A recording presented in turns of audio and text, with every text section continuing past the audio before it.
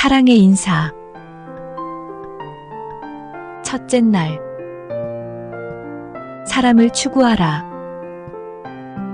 인간이 추구해야 할 것은 언제나 돈이 아니라 인간이다. 알렉산드르 푸시킨. 가끔은 자신을 돌아보아야 합니다. 나는 무엇에 의해 움직이는가? 내가 추구하는 것은 무엇인가? 여러 가지 현실적인 문제에 쫓기다 보면 어느새 돈에 의해 움직이는 나를 발견할 수도 있습니다. 그러나 돈만 추구한다면 결코 행복을 발견하지 못합니다. 사람을 추구하십시오. 사람을 사랑하십시오. 사람을 추구하면 그에게서 가능성과 희망을 발견합니다. 행복은 돈이 아닙니다. 행복은 관계의 기쁨입니다. 둘째 날. 발견의 즐거움. 진정한 발견은 새로운 땅을 찾는 게 아니라 새로운 눈으로 보는 것이다. 마르셀 프루스트. 삶이 멋진 이유는 끊임없이 새로운 것을 발견하기 때문입니다. 발견의 즐거움이 없다면 삶은 금방 지루해질 것입니다. 하지만 누구나 발견의 즐거움을 누리는 것은 아닙니다. 새로운 눈이 있어야 합니다. 이미 가진 것들도 새롭게 볼 줄 알아야 합니다. 꽃 한 송이도 새로운 눈으로 보면 새 꽃입니다. 누구라도 그를 새롭게 바라보면 다른 사람이 되어 다가옵니다. 새롭게 보는 눈이 있으면 발견의 즐거움은 계속됩니다. 셋째 날. 소중한 포기. 명확한 어떤 것을 성취하려면 다른 모든 것을 포기해야 한다. 조지 산타야나. 포기는 성취만큼 아름답고 소중합니다. 하나를 성취하려면 다른 많은 것을 포기해야 하기 때문입니다. 모든 걸 움켜쥐겠다는 생각만큼 어리석은 것은 없습니다.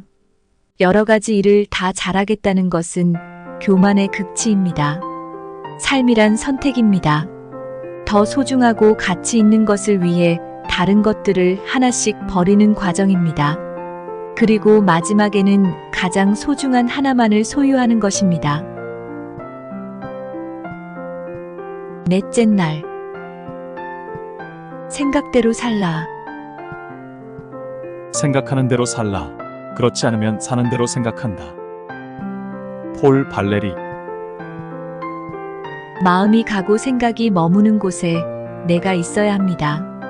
그렇지 않으면 살아가는 환경에 따른 고정된 생각만 할 것입니다. 나 자신은 사라지고 외부 환경만 남아 상황에 이리저리 휩쓸리며 사는 것입니다.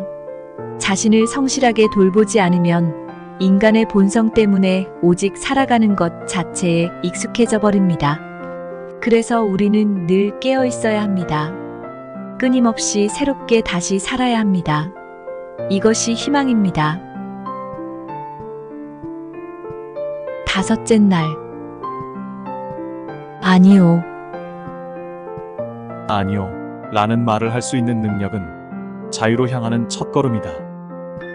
니콜라 샹포르.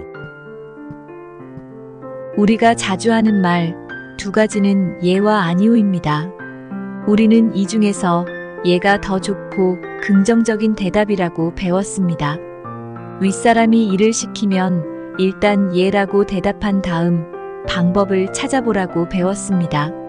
아니오는 금기이자 관계의 단절이라고 믿었습니다. 거절에는 불손, 항명, 소극적인 뜻이 담겼다고 배웠습니다.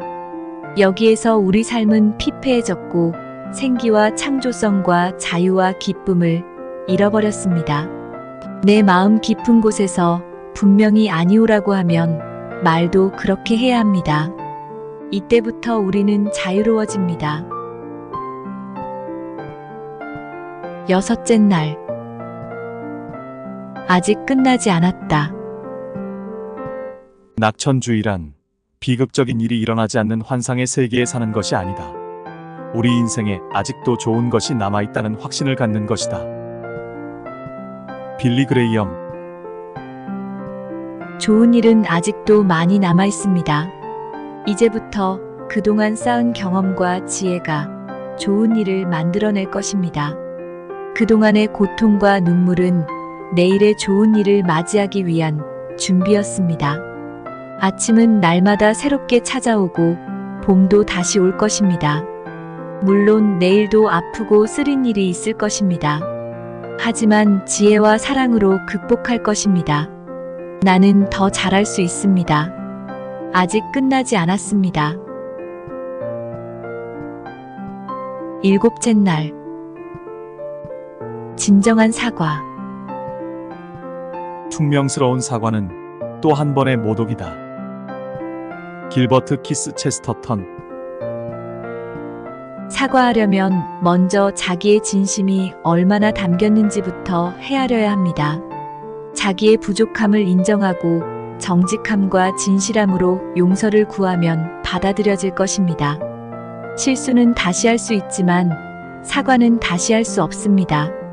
그렇기에 자아를 내려놓고 분명하고 성실하게 사과해야 합니다.